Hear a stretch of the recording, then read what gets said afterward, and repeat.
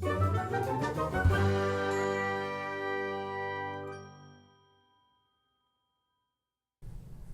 everybody. Fat Red Pine's here. I'm Mary Beth. And I'm Laura. Welcome to Tales from the Put-Out Closet. Yes. This is Alice in Wonderland. Fat Red Pine's podcast. Alice number 2. That's right. Week Alice 2. Alice number 2. The book is down there though. Yeah. I feel like on the podcast we have to get more like... We have to get closer. Into the mics. Talk about things. Welcome back. Let me reach over here. Welcome back, everybody.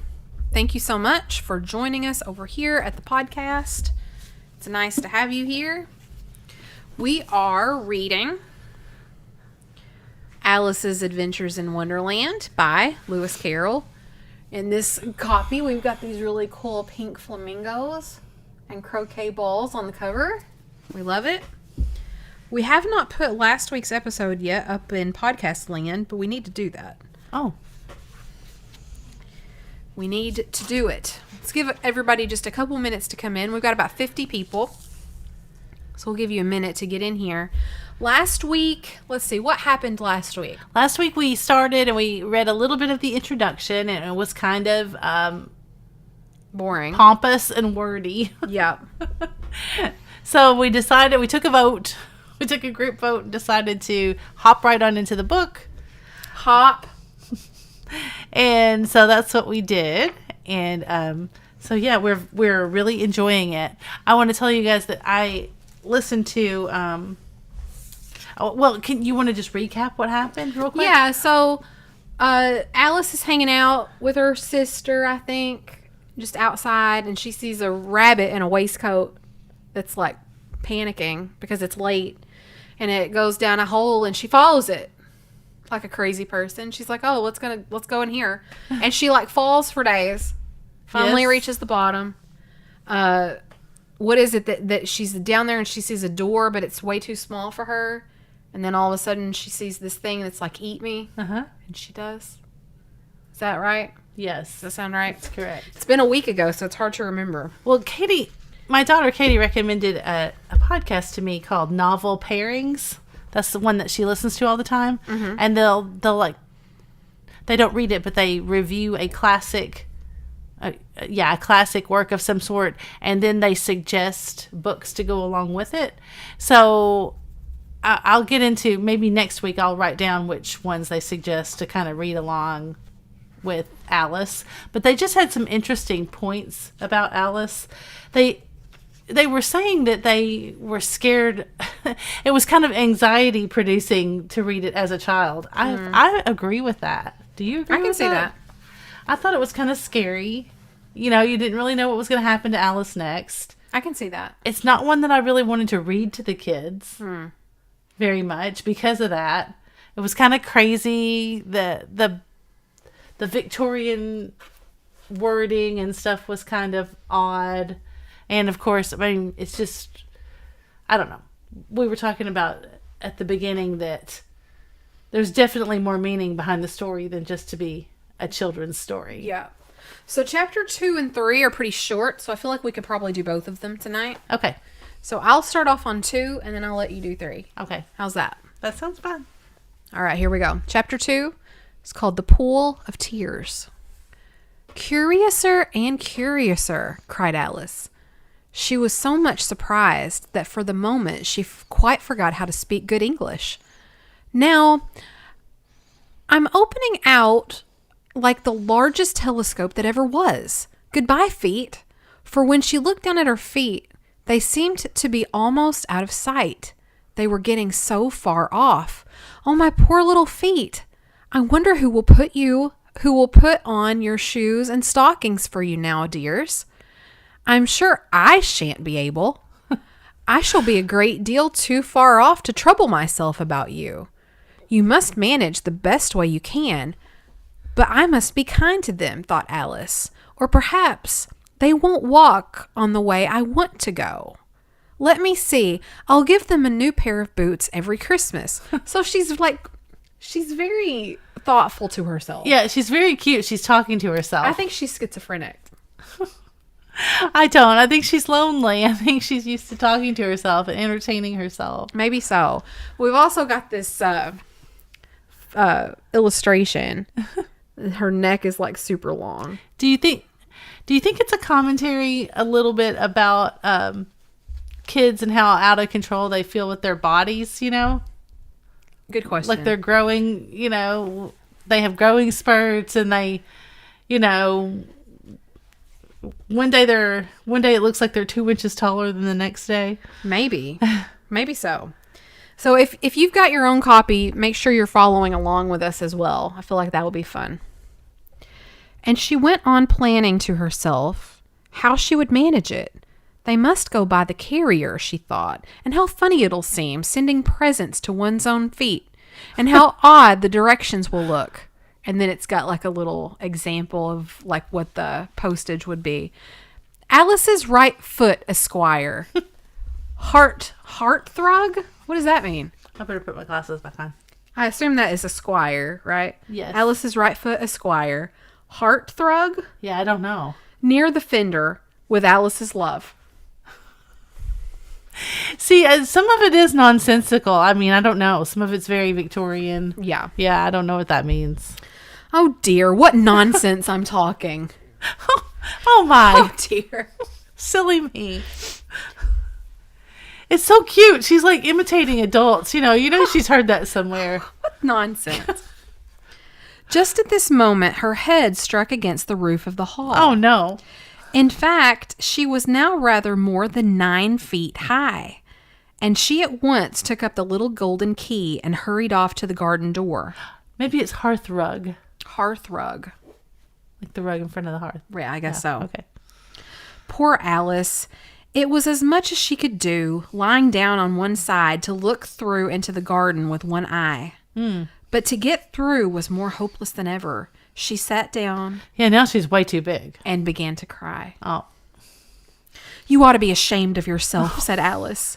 A great girl like you. She might well say this. To go on crying this way? Stop this moment, I tell you. But she went on all the same, shedding gallons of tears until there was a large pool all around her, about 4 inches deep, and reaching half down the hall. So she's crying. Oh. And she's like yelling at herself. You ought to be ashamed. Oh, Angela says mine has a note that a fender is the fireplace screen. Oh, nice. Very good. They're talking about the rug and Thank the fender. you. Thank you for that. After a time, she heard a little pattering of feet in the distance, and she hastily dried her eyes to see what was coming. It was the White Rabbit returning, splendidly dressed, with a pair of white kid gloves in one hand and a large fan in the other. He came trotting along in a great hurry, muttering to himself as he came, "Oh, the Duchess, the Duchess! Oh, won't she be savage if I've kept her waiting?" Alice felt so desperate that she was ready to ask help of anyone. So when the rabbit came near her, she began in a low, timid voice. "If you please, sir." The rabbit started violently, dropping the white kid gloves and the fan, and scurried away into the darkness as hard as he could go. Oh, he was scared of her. Yeah. He was like, you're huge, first of all. Yeah. Well, you think that he was still regular size? Mm-hmm. You think she was bigger He's than him? probably just a normal Or did she rabbit. just go back to regular? No, he's probably just a normal rabbit. And then she's like 9 feet tall. Alice took up the fan and gloves, and as the hall was very hot, she kept fanning herself all the time and with went you, on Alice. talking. Dear, dear. Dear, dear. How queer everything is today. And yesterday, things went on just as usual. I wonder if I've been changed in the night. Let me think. Was I the same when I got up this morning? I almost think I can remember feeling a little different. But if I'm not the same, the next question is, who in the world am I? Ah, that's the great puzzle. And then she began thinking over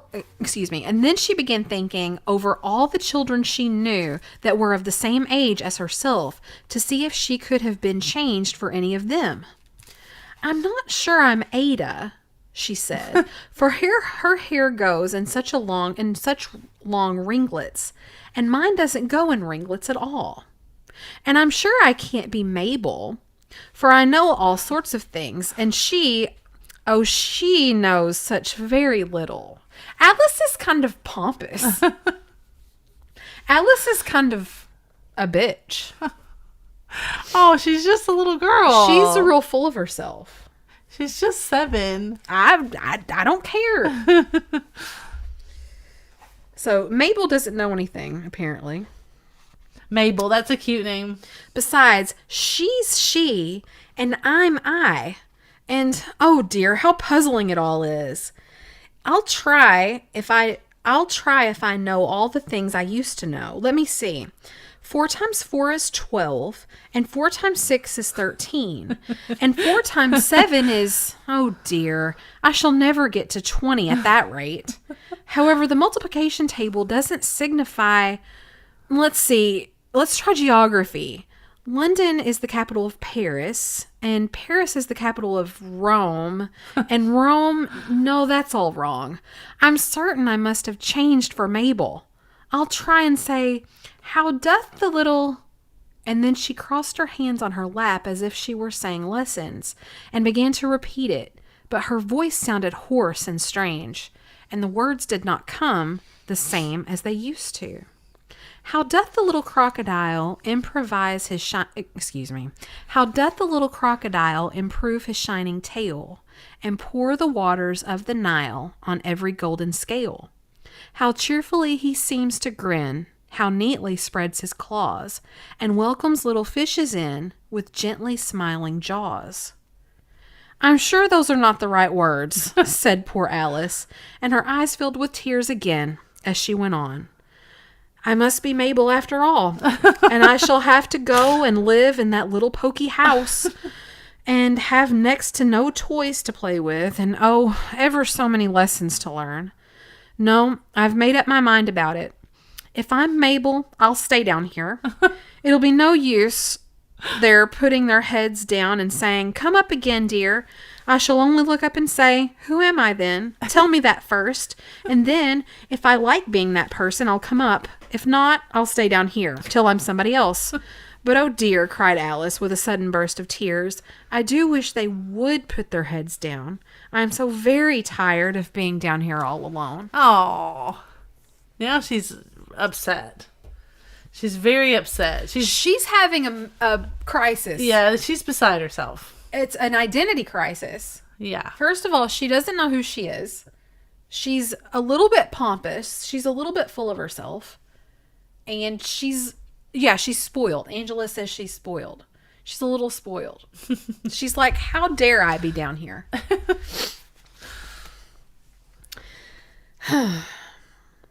As she said this, she looked down at her hands and was surprised to see that she had put on one of the rabbit's little white kid gloves while she was talking. How did she fit that? How can I have done that? She thought. I must be growing small again. She got up and went to the table to measure herself by it and found that as nearly she could guess, she was now about 2 feet high and was going on shrinking rapidly. Uh-oh. She soon Oh my gosh, did she get the key this time? She soon found out that the cause of this was the fan she was holding, and she dropped it hastily, just in time to save herself from shrinking away altogether. That was a narrow escape, said Alice, a good deal frightened at the sudden change, but very glad to find herself still in existence. And now for the garden. And she ran with all of her speed back to the little door, but alas, the little door was shut again. Alas. And the little golden key was lying on the glass table as before. No. And things are worse than ever, thought the poor child, I'm sorry, I'm messing up. That's okay. For I never was so small as this before, never. Uh-oh. And I declare it's too bad that it is. Fiona says, this reading makes me appreciate Alice more. It's good to see you, Fiona. And as she said these words, her foot slipped, and in another moment, splash. She was up to her chin in salt water. Oh, no. Her tears. She's drowning in her tears. In her own pool of tears. How poetic. She's drowning in her sorrows. Oh, no. Maybe she's bipolar. I want to go save her. Oh. Splash. She was up to her chin in salt water. Her first idea was that she had somehow fallen into the sea. And in that case, I can go back by railway, she said to herself. Alice had been to the seaside once in her life and had come to the general conclusion that wherever you go on the English coast, you find a number of bathing machines in the sea. Some children digging in the sand with some wooden spades, then a row of lodging houses, then behind them a railway station. However, she soon made out that she was in a pool of tears, which she had wept when she was 9 feet high. Can't you just visualize that, though? The sea and these little changing stations and then the railway behind. Yeah, that's so cute. That's such a cute scene. I wish I hadn't cried so much, said Alice as she swam about, trying to find her way out. I shall be punished for it now, I suppose. Well, she's so logical, though. She's so like, well, I guess I deserved this. I shall be punished for this now, I suppose, by being drowned in my own tears. That will be a queer thing, to be sure. However, everything is queer today. Yeah. Yes. Just then, she heard something splashing about in the pool, a little way off, and she swam nearer to make out what it was. At first, she thought it must be a walrus or a hippopotamus, but then she remembered how small she was now, and she soon made out that it was only a mouse that had slipped in like herself. Would it be of any use now, thought Alice, to speak to this mouse? Everything is so out of the way down here that I should think it very likely it can talk, or at any rate there's no harm in trying. So she began, "Oh, mouse, do you know the way out of this pool? I am very tired of swimming about here. Oh, mouse." Alice thought this must be the right way of speaking to a mouse. She had never done such a thing before, but she remembered having seen in her brother's Latin grammar a mouse of a mouse to a mouse, oh mouse. The mouse looked at her rather inquisitively and seemed to her to wink with one of its little eyes, but said nothing. Perhaps it doesn't understand English, thought Alice. I dare say it's a French mouse. Oh. Come over with William the Conqueror. For with all her knowledge of history, Alice had no clear notion of how long ago anything had happened. So she began again. Can you say that in French? Où est ma chat? Où est ma chat? I don't know what that means. Which was the first sentence in her French lesson book. The mouse gave a sudden leap out of the water and seemed to quiver all over with fright. "Oh, I beg your pardon," cried Alice hastily, afraid that she had hurt the poor animal's feelings. "I quite forgot that you don't like cats." "Not like cats?" cried the mouse in a shrill, passionate voice. "Would you like cats if you were me?" "Well, perhaps not," said Alice in a soothing tone. "Don't be angry about it. And yet I wish I could show you our cat Dinah. I think you'd take a fancy to cats if you could only see her." Yeah, I think the little French phrase was, "Where's my cat?" Oh. Yeah. Oh, Angela's book has like Cliff's like notes in it. I wish ours did. Let's see. Let's go back. "And yet I think I could show you to our cat. I wish I could show you to our cat Dinah. I think you'd take a fancy to cats if you could only see her. She's such a dear, quiet thing," Alice went on, half to herself, as she swam lazily about in the pool. Yeah, let's just remember that she's just like treading water in her tears as all of this is going on. "And she sits purring so nicely by the fire, licking her paws and washing her face. And she is such a nice, soft thing to nurse, and she's such a capital one for catching mice." "Oh, I beg your pardon," cried Alice again, for this time the mouse was bristling all over, and she felt certain it must be really offended. "We won't talk about her any more, if you'd rather not." "We indeed," cried the mouse, who was trembling down to the end of its tail. As if I would talk on about such a subject. Our family always hated cats, nasty, low, vulgar things. Don't let me hear the name again. I won't indeed, said Alice, in a great hurry to change the subject of conversation. Are you fond of dogs? The mouse did not answer, so Alice went on eagerly. There is such a nice little dog near our house. I should like to show you. A little bright-eyed terrier, you know, with, oh, such long curly brown hair. And it'll fetch things when you throw them, and it will sit up and beg for its dinner and all sorts of things. I can't remember half of them, and it belongs to a farmer, you know, and he says it's so useful it's worth 100 pounds, and says it kills all the rats and... Oh, dear, cried Alice in a sorrowful tone. I'm afraid I've offended it again. For the mouse was swimming away from her as hard as it could go, and making quite a commotion in the pool as it went. She's like put her foot in her mouth again. It's like, come on, Alice. Know the room. Read the room. So she called softly after it, Mouse, dear, do come back again, and we won't talk about cats or dogs either if you don't like them. When the mouse heard this, it turned around and swam slowly back to her. Its face was quite pale, with passion, thought Alice, and it said in a low, trembling voice, Let us get to the shore, and then I'll tell you my history, and you'll understand why it is I hate cats and dogs. It was high time to go, for the pool was getting quite crowded with the bird and the animals that had fallen into it. And there was a duck and a dodo, a lory and an eaglet, and several other curious creatures. Alice led the way, and the whole party swam to the shore. Cute. That was chapter 2. Oh, my goodness. Like that a mouse wanted to talk about cats. Come on, Alice. Oh, look, and he's going to regale them with a big story. Put that closer.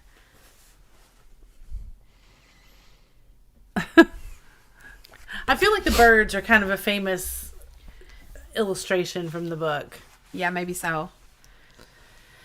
All right, chapter 3. Give us a like, guys, if you're enjoying this. We appreciate you being here. Chapter 3, A Caucus Race and a Long Tail. They were indeed a queer-looking party that assembled on the bank. The birds with draggled feathers. The animals with their fur clinging close to them and all dripping wet, cross, and uncomfortable. The first question, of course, was how to get dry again. They had a consultation about this, and after a few minutes it seemed quite natural to Alice to find herself talking familiarly with them, as if she had known them all of her life. Indeed, she had quite a long argument with the lory, who at last turned sulky and would only say, "I'm older than you and must know better." And this Alice would not allow without knowing how old it was, and as the lory positively refused to tell us his age, there was no more to be said. At last the mouse, who seemed to be a person of some authority among them, called out, "Sit down, all of you, and listen to me. I'll soon make you dry enough." They all sat down at once in a large ring, with the mouse in the middle. Alice kept her eyes anxiously fixed on it, for she felt sure she would catch a bad cold if she did not get dry very soon. "Ahem," said the mouse with an important air. "Are you all ready?" Is she still tiny? I think she's still little. Well, I think so. Okay. Well, I think, yeah, look at the she's picture. a little bit smaller than the mouse, or I think about the same size as the mouse, yeah. "Are you all ready? This is the driest thing I know. Silence all around, if you please." So who's speaking? The mouse? The mouse. But it's funny. This is what the book is kind of known for. The play on words. Like, Lewis Carroll makes fun of how slippery the English language is. Like, it goes back and forth with meanings. So they're all soaking wet. They want to get dry. They want to physically get dry, but this mouse is going to tell the driest story that he's ever heard. Yeah. It's very funny. Thanks for saying that, because I don't think I caught on to that. Okay. Let's see. It's It's kind of like when I say, damn. I'm being really dry. Exactly. Damn. Or it's a boring story, dry. Mm-hmm. Silence all around, if you please. William the Conqueror, whose cause was favored by the Pope, was soon submitted to by the English, who wanted leaders and had been of late much accustomed to usurpation and conquest. Edwin and Morcar, the Earls of Mercia and Northumbria. Ugh. I'm glad you're reading this part. Yeah. Ugh, said the Lory with a shiver. I beg your pardon, said the Mouse, frowning but very politely. Did you speak? Not I, said the Lory hastily. I thought you did, said the Mouse. I proceed. Edwin and Morcar, the Earls of Mercia and Northumbria, declared for him, and even Stephen, the Patriots, Archbishop of Canterbury, found it advisable. Found what? Said the Duck. Found it, the Mouse replied rather crossly. Of course, you know what it means. I know what it means well enough when I find a thing, said the Duck. It's generally a frog or a worm. The question is, what did the Archbishop find? The Mouse didn't notice this question, but hurriedly went on. Found it advisable to go with Edgar Atheling to meet William and offer him the crown. William's conduct at first was moderate, but the insolence of his Normans... How are you getting on now, my dear? It continued, returning to Alice as it spoke. Yeah, let's just say, if this is indeed Alice's imagination, how is she imagining all this at 7? It's very cute. Yeah. Maybe she has multiple personalities, and one of her personalities is like an old history teacher. So you can just imagine the Mouse with this little, straightening of his jacket or his tie or whatever, and continuing on. And he stopped for a minute. How are you now, dear? And so Alice says, as wet as ever, said Alice in a melancholy tone. It doesn't even seem to dry me at all. Oh.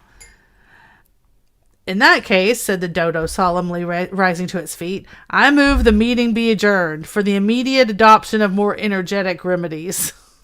When did dodo birds go extinct? I don't know. I'm looking it up. When did dodo birds go extinct? 1681. Oh, look at those pictures of them. Yeah. I wonder how they knew. Oh, I didn't know it was that long ago. Yeah, me either. I wonder how they knew what a dodo bird even was. I guess they just have history of them. Yeah. Anyway. Speak English, said the eaglet. I don't know the meaning of half those long words, and what's more, I don't believe you do either. That's right. I agree. And the eaglet bent down its head to hide a smile. Some of the other birds tittered audibly. Don't say tittered. What I was going to say, said the dodo in an offended tone, was that the best thing to get us dry would be a caucus race. What is a caucus race? Said Alice. Not that she much wanted to know, but the dodo had paused as if it thought that somebody ought to speak, and no one else seemed inclined to say anything. Why, said the dodo, the best way to explain it is to do it. And as you might like to try the thing yourself some winter day, I will tell you how the dodo managed it. First, it marked out a race course in a sort of circle. The exact shape, it doesn't matter, it said. And then all the party were placed along the course here and there. There was no 1, 2, 3 and away, but they began running whenever they liked and left off when they liked, so that it was not easy to know when the race was over. However, when they had been running half an hour or so and were quite dry again, the dodo suddenly called out, "Race is over!" And they all crowded around it, panting, and asked, "But who won? Who has won?" This question the dodo could not answer without a great deal of thought, and it stood for a long time with one finger pressed upon its forehead, the position in which you usually see Shakespeare in the pictures of him, while the rest waited in silence. At last the dodo said, "Everybody has won, and all must have prizes." "But who is to give the prizes?" quite a chorus of voices asked. Why, she, of course, said the dodo. Oh, no. Pointing to Alice with one finger, and the whole party at once crowded around her, calling out in a confused way. Oh, she's going to Prizes! Prizes! Prizes! Prizes! Prizes! She's going to freak out about that. I mean, she is. She's anxious. Oh, no. It's anxiety producing. Yeah. They all want a prize. That's like a terrible dream. Yeah. Like if you were in That's charge what- of that's that what's and had happening. nothing. Yeah. And all these people are like looking at you They're like, oh, really we've done all expectantly. this. Great. I think it's a joke about the political process, caucuses. Agree. Alice had no idea what to do. And also, we don't have the sound effects, but in all the movies and stuff, like even the little cartoons and things, when you have like a flock of birds all asking for something, what is it in Nemo when they're all Mine? yeah Mine? mine. So they're all going prizes. Prizes. Horses. Alice had no idea what to do, and in despair she put her hand in her pocket and pulled out a box of comfits. Of what?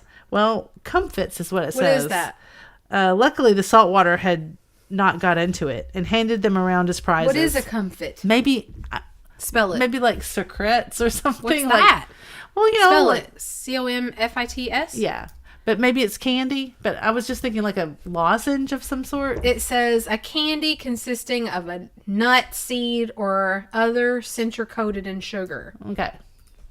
Okay. There was exactly one apiece all around. Oh. Thank goodness. It's like the loaves and the fishes. But she must have a prize herself, said the mouse. Of course, the dodo replied very gravely. What else have you got in your pocket? It went on, turning to Alice. Only a thimble, said Alice sadly. Hand it over here, said the dodo. Then they all crowded around her once more while the dodo solemnly presented the thimble, saying, We beg your acceptance of this elegant thimble. And when it had finished his short speech, they all cheered. Alice thought the whole thing... Alice thought the whole thing very absurd, but they all looked so grave that she did not dare to laugh. And as she could not think of anything to say, she simply bowed and took the thimble, looking as solemn as she could. The next thing was to eat the comfits. This caused some noise and confusion, and the large birds complained that they couldn't even taste theirs, and the small ones choked and had to be patted on the back. What a mess. However, it was over at last, and they sat down again in a ring and begged the mouse to tell them something more. Brenda says, Alice is no fun. You promised to tell me your history, said Alice, and why it is you hate C and D, she added as a whisper. Oh, yeah, I should have whispered that. What is it? C and D? Cats and dogs. Oh, C The cats and D. and dogs. But she Don't didn't want say to scare cats it and dogs. again. You have to say C and D. Half afraid he would be offended again. Mine is a long and sad tale, said the mouse. Oh, no. Turning to Alice and sighing. It's written in a tale. Oh, yeah, look. Show how it's written. That's cool. It is a long tale, certainly, said Alice, looking down with wonder at the mouse's tail. But why do you call it sad? She's mixing up words again. His tail and the tail and a tale of a story. Well, he's going to tell a long tale, T-A-L-E. Oh. And she looked down at his tail, T-A-I-L, and said, Oh. It is a long tale, but why do you call it sad? It's one of those things that you probably have to look and see how it's written. Yes. How it's spelled. Yes. By the way, how many of you out there are reading along? How many have your own copies? Like, raise your hand or put something in the comments. Raise your hand. Put something in the comments if you're reading along. And she kept on puzzling about it while the mouse was speaking, so that her idea of the tale was something like this. You tell me when you are ready. I'm ready. Oh, okay. All right, so here's the tale. Furry said to a mouse that he met in the house, Let us both go to law. I will prosecute you. Come, I'll take no denial. They're splitting the words to make the tale. It's hard to read. We must have the trial, for really this morning I've nothing to do, said the mouse to the cut. Such a trial, dear sir. with no jury or judge would be wasting our breath. I'll be judge, I'll be jury, said cunning old Fury. I'll try the whole cause and condemn you to death. Oh. Dang. You are not attending, said the mouse to Alice severely. What are you thinking of? So she wasn't paying attention. Yeah. Yeah.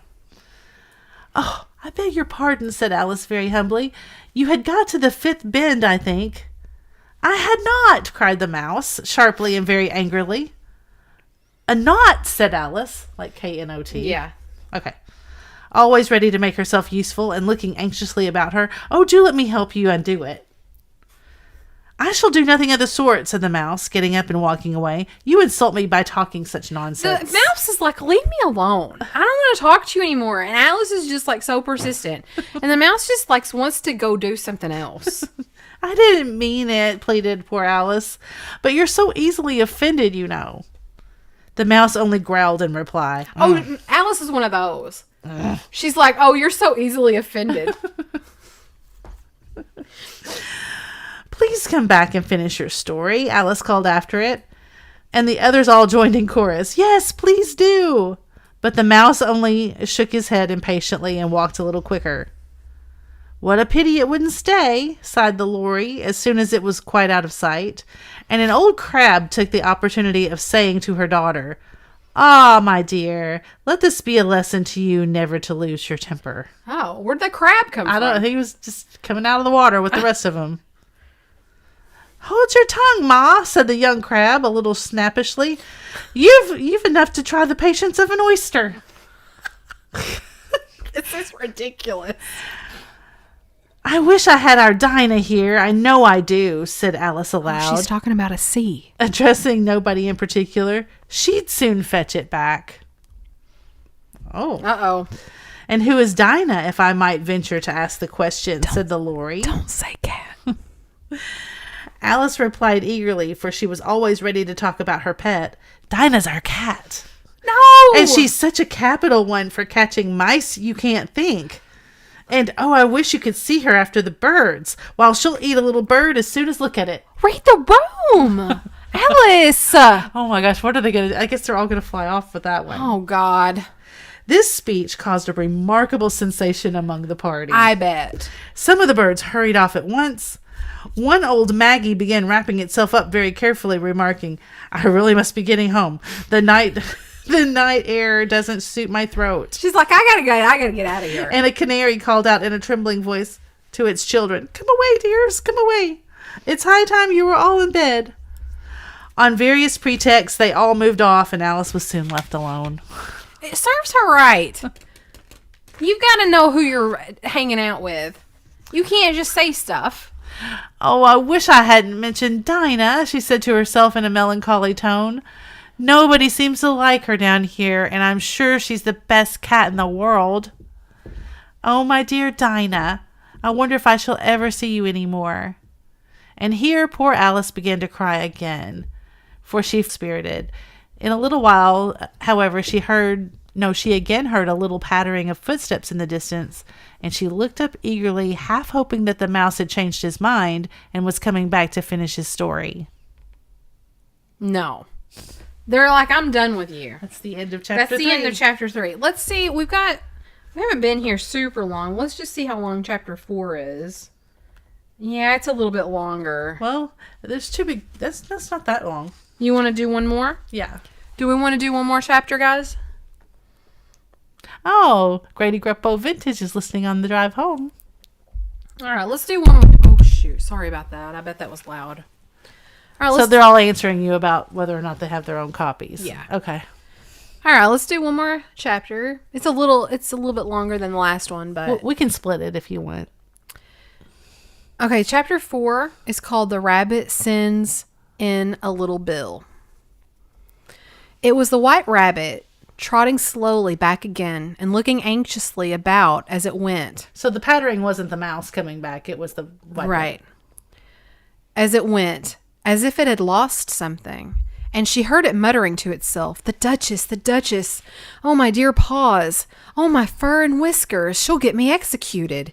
As sure as ferrets are ferrets! Where can I have dropped them, I wonder?" Oh, he's looking for his gloves. Alice guessed in a moment that it was looking for the fan and the pair of white kid gloves, and she very good-naturedly... She's the worst. And she very... I love Alice. You do? I do. I think she's kind of the worst. And she very good-naturedly began hunting about for them, but they were nowhere to be seen. Everything seemed to have changed since her swim in the pool, and the great hall with the glass table and the little door had vanished completely. Oh. It's definitely a dream. Because you know how you're dreaming something and then all of a sudden you're somewhere else, and it seems very normal in the dream, but it's sorry. very strange. Yeah.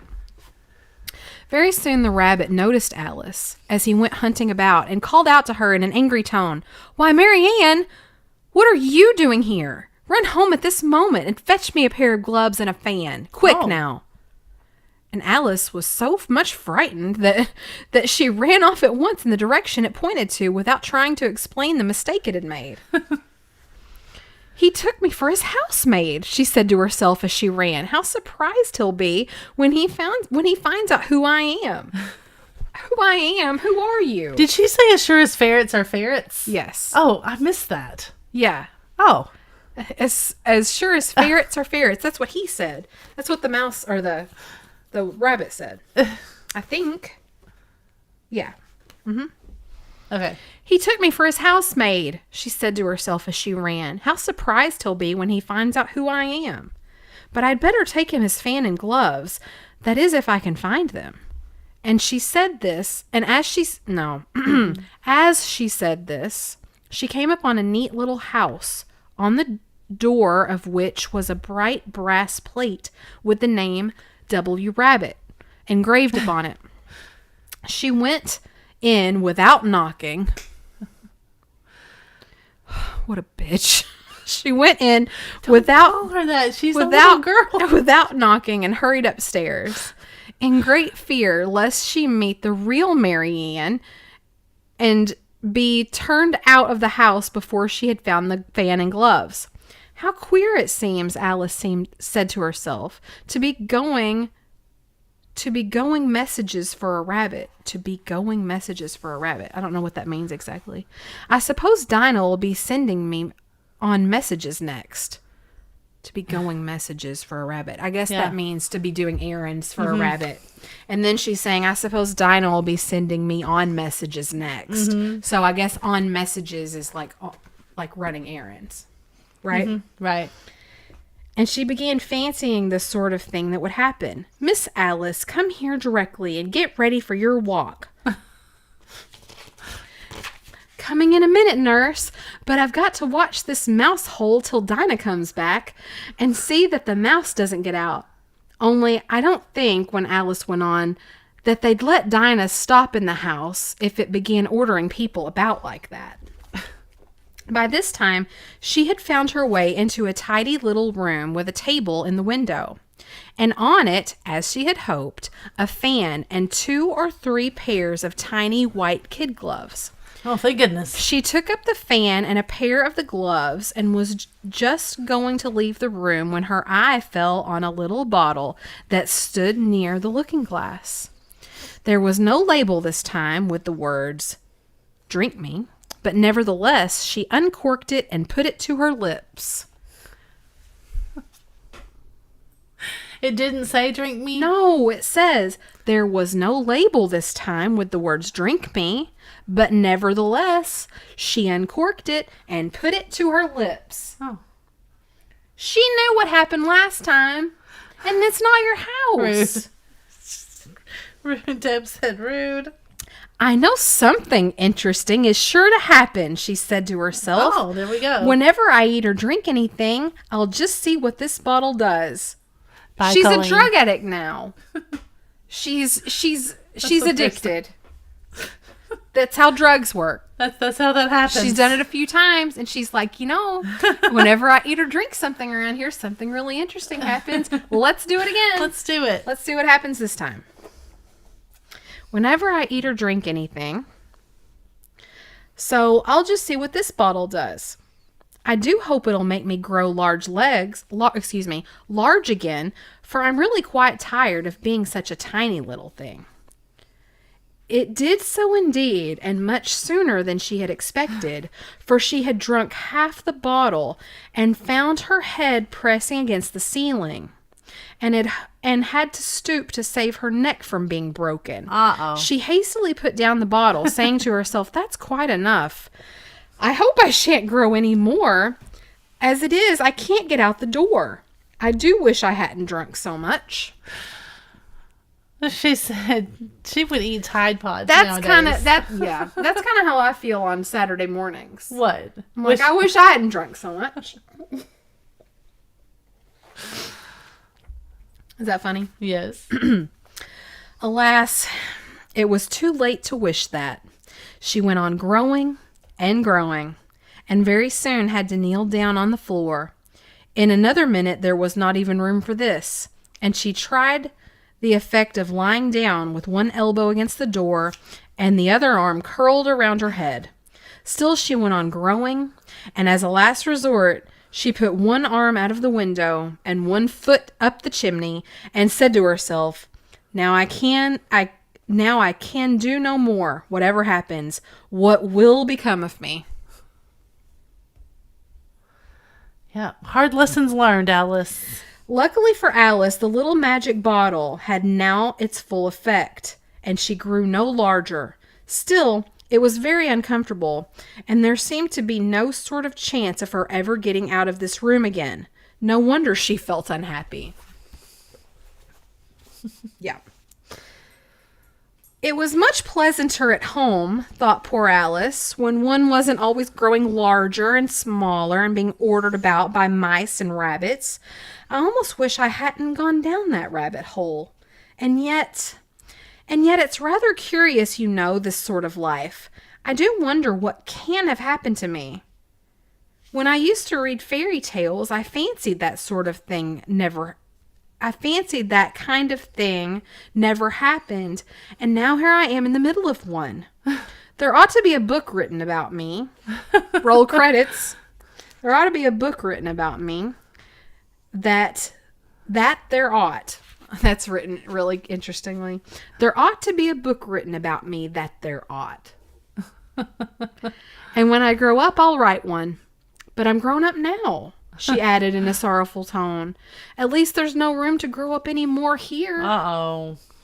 But then, thought Alice, I shall never get any older than I... No, wait. I'm sorry. I read that wrong. I'm a little toasted.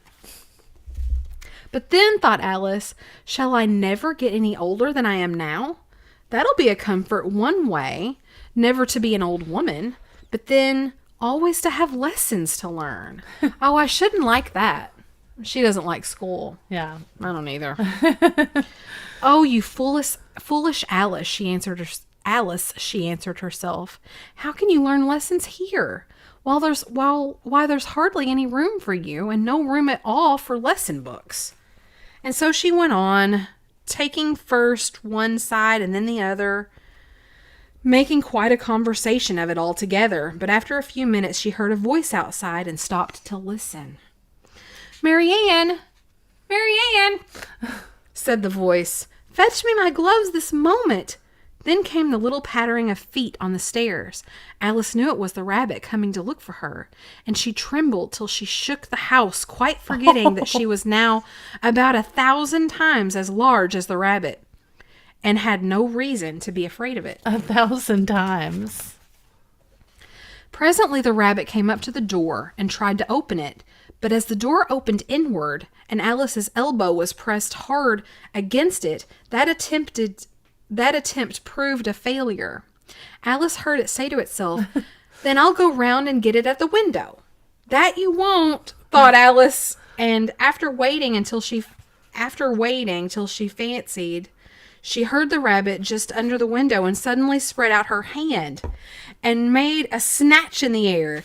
She did not get a hold of anything, but she heard a little shriek and a fall and a crash of broken glass, from which she concluded that it was just possible it had fallen into a cucumber frame or something of the sort. Next came an angry voice, the rabbit's. "Pat! Pat! Where are you?" And then a voice she had never heard before. "Sure then, I'm here. Digging for apples, Your Honor." "Digging for apples indeed," said the rabbit angrily. "Here, come and help me out of this." Sounds of more broken glass. "Now tell me, Pat, what is that in the window?" "Sure, it's an arm, Your Honor." He pronounced it arum. "An arm, you goose? Whoever saw one that size? Why, it fills the whole window." "Sure it does, Your Honor, but it's an arm for all that." "Well, it's got no business there, at any rate. Go and take it away." There was a long silence after this, and Alice could only hear whispers now and then, such as, "Sure, I don't like it, Your Honor, at all, at all. Do as I tell you, you coward." And at last she spread out her hand again and made another snatch in the air. Oh, she's trying to get him. This time there were 2 little shrieks and more sounds of broken glass. What a number of cucumber frames there must be, thought Alice. I wonder what they'll do next. As for pulling me out of the window, I only wish they could, and I'm sure I don't want to stay here any longer. She waited for some time without hearing anything more. At last came a rumbling of little cart wheels and the sound of a good many voices all talking together. She made out the words. "Where's the other ladder? Why, I had to bring one. I had to bring but one. Bill's got the other. Bill, fetch it. Here, lad. Here, put 'em up at the corner. No, tie 'em together first. They don't reach half high enough yet. Oh, they'll do well enough. Don't be particular. Here, Bill, catch hold of this rope. Will the roof bear? Mind that loose slate. Oh, it's coming down. Heads below." A loud crash.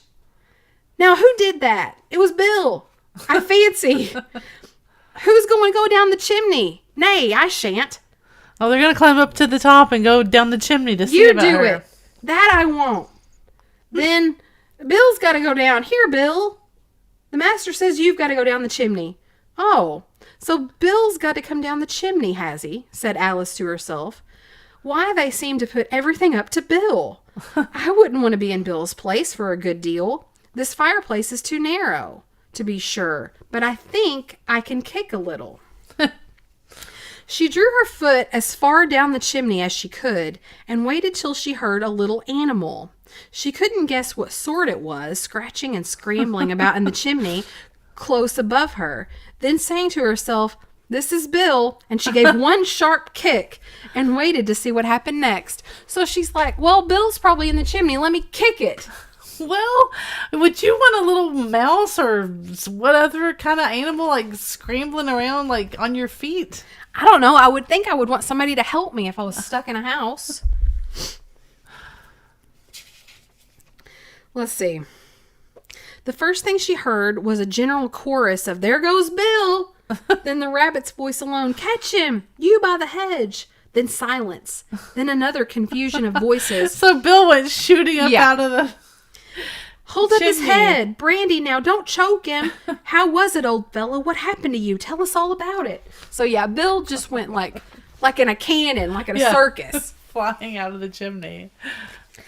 Last came a little feeble squeaking voice. "That's Bill," thought Alice. "Well, I hardly know.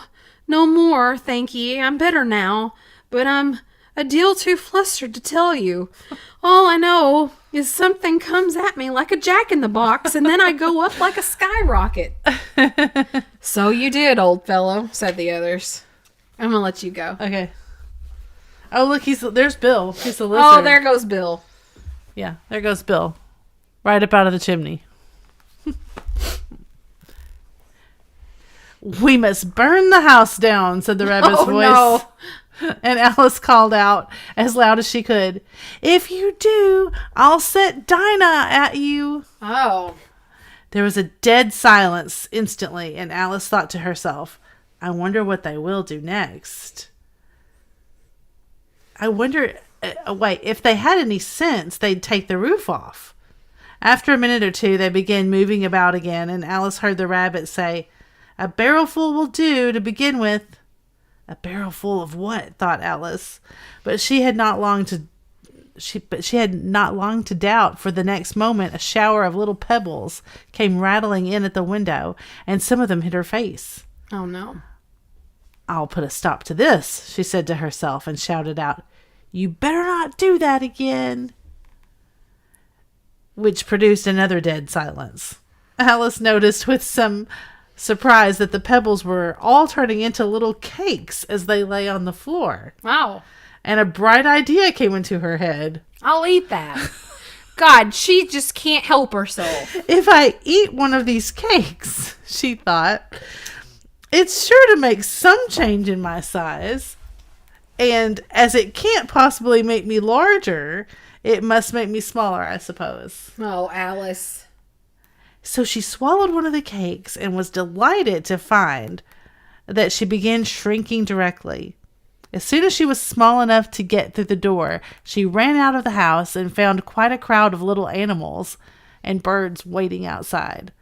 The poor little lizard Bill was in the middle, being held up by 2 guinea pigs who were giving it something out of a bottle. They all made a rush at Alice the moment she appeared, but she ran off as hard as she could and soon found herself safe in a thick wood. Okay.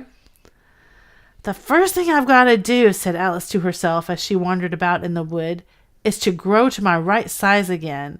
And the second thing is to find my way into that lovely garden. I think that'll be the best plan." Why does she want to be in that garden? It sounded an excellent plan, no doubt, and very neatly and simply arranged. The only difficulty was that she had not the smallest idea how to set about it, and while she was peering about anxiously among the trees, a little sharp bark just over her head made her look up in a great hurry. An enormous puppy was looking down at her with large round eyes, and feebly stretching out one paw, trying to touch her.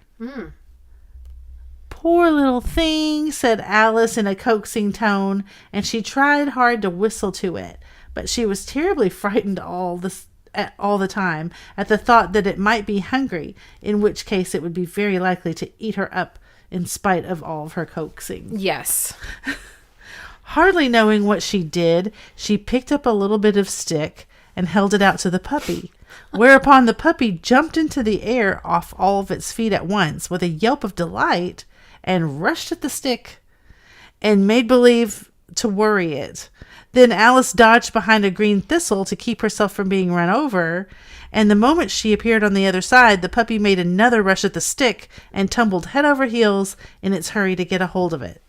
Then Alice, thinking it was very like having a game of play with a cart horse and expecting every moment to be trampled under its feet, ran around the thistle again. Then the puppy began a series of short charges at the stick. So the puppy was really playing with Alice, running a very little way forwards each time and a long way back, and barking hoarsely all the while, till at last it sat down a good way off, panting, with its tongue hanging out of its mouth and its great eyes half shut. That was weird. Just like a little puppy play there. Yeah. Was he a giant puppy? Well, to her. This seemed to Alice a good opportunity for making her escape. Oh, yeah. See? Oh, yeah. So she set off at once and ran till she was quite tired and out of breath, until the puppy's bark sounded quite faint in the distance. She was pretty small compared to him. But she played fetch with him.